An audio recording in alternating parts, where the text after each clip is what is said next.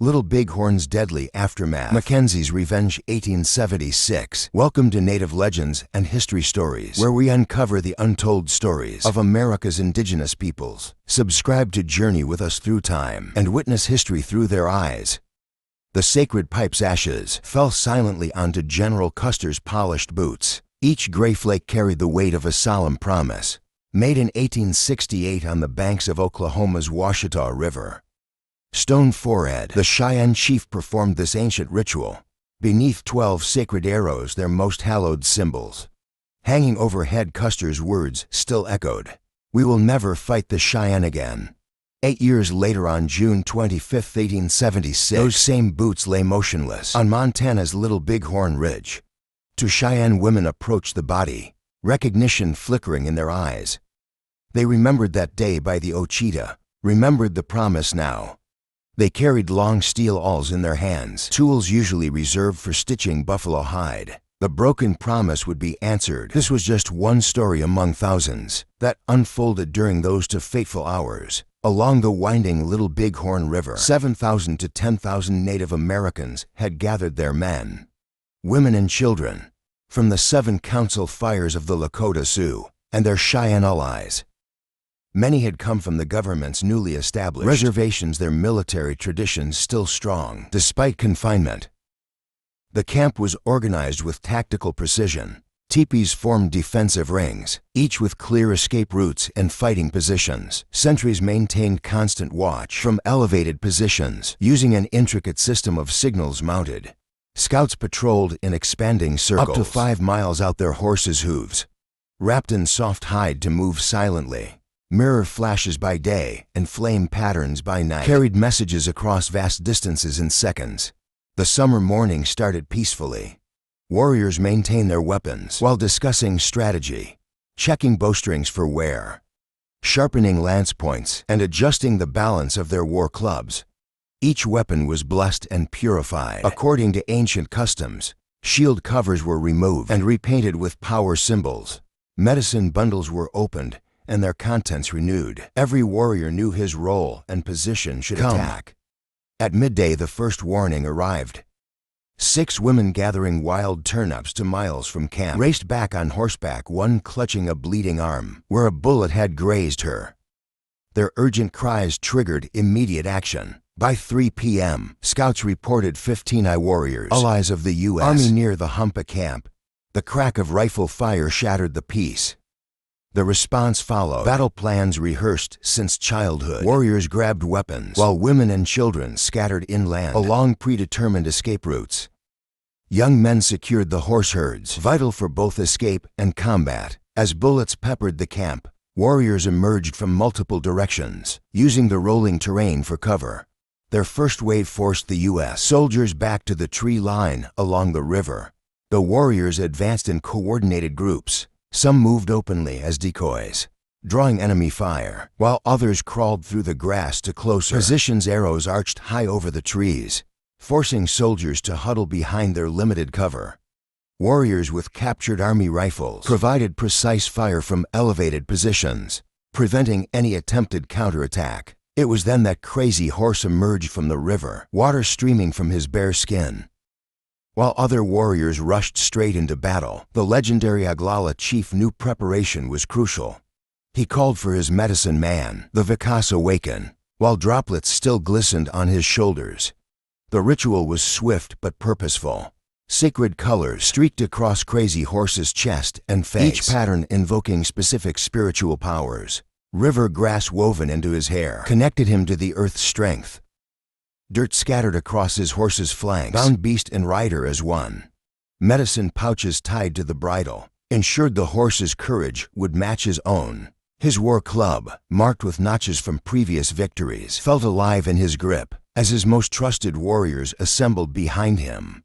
The U.S. soldiers were now trapped against the river's western bank. Warriors had encircled them on 3 sides, combining traditional weapons with captured army rifles. More warriors held elevated positions on nearby ridges, ready to cut off escape routes. When Crazy Horse arrived, the war cry Hakahi thundered across the battlefield. The soldiers' formation began to crack, Crazy Horse demonstrated why he was legendary. He charged directly at the army's firing line, so close they could count the grass braids in his hair. This brave run drew their fire, while his warriors struck from the flanks. Warriors with long spears attacked from the left. Specialized weapons designed to dismount. Cavalry war club squadrons struck from the right. Their weapons equally effective against mounted or dismounted soldiers. As the soldiers retreated across the river, Crazy Horse coordinated the pursuit. Warriors maintained perfect formation, each rider positioned to support his neighbors while presenting the smallest possible target. They crossed the river in waves, some providing covering fire while others advanced. Traditional battle songs carried signals and commands across the chaos. Years of cavalry experience showed in their tactics. Some warriors rode low along their horses' sides, firing arrows from beneath their mounts' necks. Others used their horses as mobile barriers, coordinating their movements to protect warriors armed with captured rifles. Small groups peeled off to circle wider, cutting off potential escape routes and herding the soldiers toward prepared killing grounds.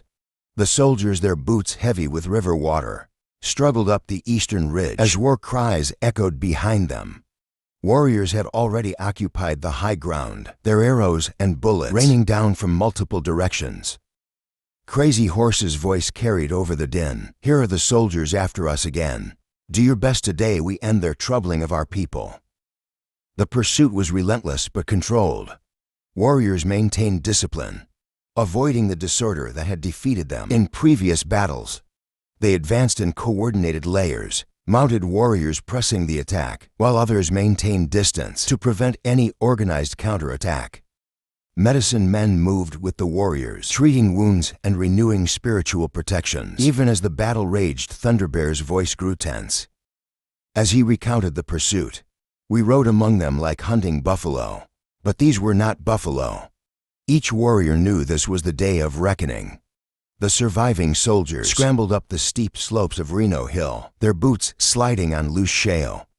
Some dropped their rifles to climb faster. Others used their bayonets as makeshift handholds. In the rocky ground, Captain Reno's position offered temporary sanctuary, a natural fortress with clear fields of fire in all directions. The U.S. Army's defensive formation took shape quickly. 200 men arranged themselves in a rough circle, using their saddles as barricades.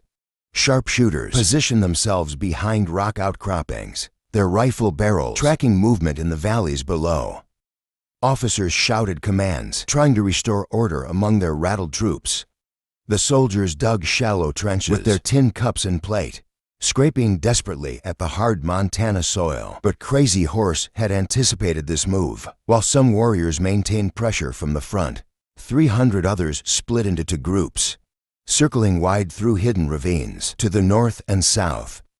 The maneuver was executed in complete silence, horses' hooves wrapped in buckskin. Warriors communicating through hand signals, perfected over years of buffalo hunting. The first sign of the encirclement came when war erupted simultaneously from 3 directions. Warriors appeared on ridge lines all around, silhouetted against the afternoon sky. Their rifles, many captured from previous battles, opened fire from elevated positions. Others launched arrows in high arcs, forcing soldiers to huddle behind their inadequate cover. The Battle of Little Bighorn was more than just another fight. The law of blood revenge, sacred to both Sioux and Cheyenne, demanded payment for generations of broken treaties and stolen lives. Each warrior carried memories of specific wrongs. Villages burned in winter, women and children killed, sacred grounds desecrated. Now on these grassy hills, the debt would be collected. Crazy Horse led a series of coordinated attacks. Groups of 30 warriors would charge forward, firing from horseback, then wheel away to reload while another group charged. The tactic prevented soldiers from focusing their fire while steadily depleting their ammunition. Other warriors crept through the grass on foot, so close they could hear the officers' desperate commands. The soldiers' defense began to crumble under the relentless pressure. Their water carriers trying to reach the river below were picked off one by one. The Montana sun beat down mercilessly as ammunition ran low. Wounded men crowded behind the inadequate barricades, their groans mixing with the continuous crack of rifle fire. The final assault came as the sun began to set. Crazy Horse assembled 500 warriors for one massive charge. Medicine men chanted victory songs, their voices carrying across the battlefield. Warriors painted their faces with lightning bolts for speed and bear claws for strength. Their horses were similarly decorated, symbols of power, drawn in white clay across their flanks. The charge began from 4 directions simultaneously. Warriors bent low over their horse necks, some firing rifles, others swinging war clubs and lances. The air filled with arrows not just aimed at soldiers, but arcing high to rain down. Within their defenses, the soldiers' volleys, already weakened by dwindling ammunition, couldn't stem the tide. Combat became hand-to-hand as warriors breached the defensive circle. War clubs crushed skulls and rifle butts. Lances designed for buffalo hunting proved equally lethal against men. Soldiers fought desperately with bayonets and even bare hands, but they were overwhelmed by warriors who had trained for battle since childhood. The aftermath revealed the depth of Native American vengeance. Following their spiritual beliefs about the afterlife, warriors ensured their enemies' spirits would carry the marks of defeat. Bodies were systematically mutilated, ears pierced with sewing awls, hands and feet removed, eyes pierced so spirits would wander blind. Each warrior carried out these rituals according to their tribe's specific traditions. On Custer Hill and nearby Calhoun Hill, the dead lay in concentric circles, evidence of their final defensive formations. Officers were found in the center, surrounded by their men. Some bodies showed signs of suicide. Rather than face capture, ammunition boxes were empty. Rifles bent and broken from desperate hand-to-hand fighting. The carnage reflected years of accumulated trauma. Each cut and mutilation represented a specific grievance. A broken treaty, a stolen hunting ground, a massacred village. The warriors' actions, while brutal, followed precise spiritual protocols. They believed each mark would transfer to the spirit world, ensuring their enemies would remember their crimes in the afterlife. Soldiers were found clutching personal items, letters, photographs, good luck charms. These were collected and burned, ensuring the spirits would have nothing to comfort them. Some warriors took uniform, buttons, and insignia as proof of their deeds, while others deliberately left them, considering them marks of shame. The battlefield became a testament to both military tactics and spiritual warfare. Bodies on the ridge showed how the soldiers' organized resistance had broken down into individual last stands. Shell casings told the story of their desperate defense. Clusters near rocky outcroppings, where men had fought until their ammunition ran out. Scattered patterns where others had fired while running. Warriors performed victory ceremonies among the dead, their songs both celebrating triumph and mourning the cost of war. Medicine men moved through the battlefield, gathering soil from where brave warriors had fallen. This earth would be preserved in sacred bundles, used to strengthen future generations. Other warriors counted coup on the dead, touching them with special staffs to claim honor without taking trophies. The victory was complete, but came with heavy awareness of its price. Every warrior knew this success would bring severe retaliation. Even as they celebrated, scouts were already watching for the army columns that would surely come. This was not just a military victory, but a spiritual fulfillment, a balancing of ancient scales of justice through the law of blood revenge. As night fell over Little Bighorn, the warriors began withdrawing. They carried their dead and wounded with reverence, ensuring no one would be left for enemies to disrespect. The battlefield was cleansed with sage smoke and blessed by medicine men, transforming it from a place of death into sacred ground. The warriors had upheld their ancient laws and avenged their people, but they knew this victory would be short-lived against the endless waves of soldiers that would follow. Word of Little Bighorn reached white settlements as Independence Day celebrations began. Newspapers printed bold headlines announcing Custer's defeat. The public's reaction was swift and severe. Citizens demanded immediate action, their outrage fueled by stories of mutilated bodies and battlefield horrors. Custer's reputation as a Civil War hero transformed him into a martyr in the public's eyes. The U.S. military response materialized in General Ranald Mackenzie, a hardened commander with years of experience fighting the Comanche and Kiowa in Texas. His troops moved with mechanical precision, tracking Native American movements through the Northern Territories. Scout reports and intercepted messages led them to a large Cheyenne village along Wyoming's Powder River. Chief Dullknife's people had settled into their winter camp when Mackenzie's forces struck. The attack came at dawn, when the morning frost still covered the ground. Soldiers surrounded the village in silence, positioning artillery on the overlooking ridges. The first cannon shots shattered the pre-dawn quiet, sending burning shells into the clustered teepees. The village erupted in chaos. Women grabbed children and essential supplies, running toward predetermined escape routes. Warriors rushed to defensive positions, but Mackenzie's men had blocked every exit.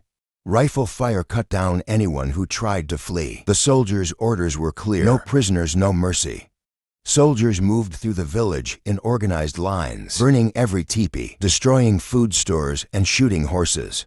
Winter supplies carefully gathered over months.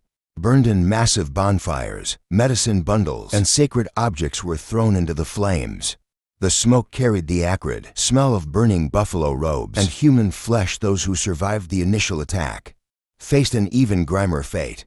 The harsh Wyoming winter showed no mercy to people without shelter or food. Survivors staggered through deep snow, many dying from exposure and starvation. In the following weeks, Mackenzie's forces had achieved their goal, breaking not just the people's resistance, but their ability to survive. The message was clear: Little Bighorn would be avenged tenfold. The U.S. military launched similar campaigns across the northern plains. Villages were burned, horse herds slaughtered, and food stores destroyed. The strategy targeted not just warriors, but the entire support structure of Native American life. Crazy Horse watched his people suffering through the winter of 1876. The proud chief who had led the charge at Little Bighorn now faced an impossible choice. On May 6, 1877, he rode into Fort Robinson, Nebraska, with several hundred followers. His words that day spoke of peace and reconciliation, but the fire still burned in his eyes. The surrender terms promised food, shelter, and fair treatment. Instead, Crazy Horse found himself under constant surveillance. Military authorities watched his every move, suspicious of his influence over the young warriors. Rumors spread that he was planning an escape, possibly even an attack on a U.S. general. For months after his surrender, guards approached Crazy Horse's quarters with arrest orders.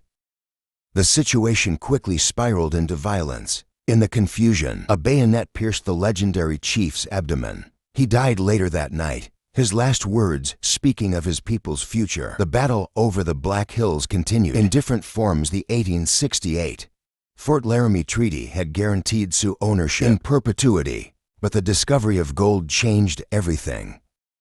Miners flooded the region, backed by U.S. military might. The government's solution was simple: force the Sioux onto smaller reservations, away from the gold rush hills they considered sacred. A century later, in 1980, the Supreme Court addressed this historic injustice. Their ruling in the United States versus the Sioux Nation of Indians acknowledged the illegal seizure of the Black Hills. The court awarded $15 million for the land's value, plus $105 million in interest. The Sioux Nation's response was unanimous. They refused the money. Their leaders stated clearly: the Black Hills were never for sale. The land's value transcended monetary compensation. Sacred sites, burial grounds, and centuries of spiritual connection couldn't be measured in dollars. Today, the compensation fund has grown beyond $1 billion. It remains untouched. The Sioux Nation maintains its claim to the Black Hills, their stance unchanged since 1876. Each generation teaches the next about their sacred connection to these lands, passing down stories of Little Bighorn and the price paid for defending them. Thanks for watching. Subscribe to Native Legends and History Stories, where we bring you the untold stories of America's indigenous peoples, told through their eyes and voices.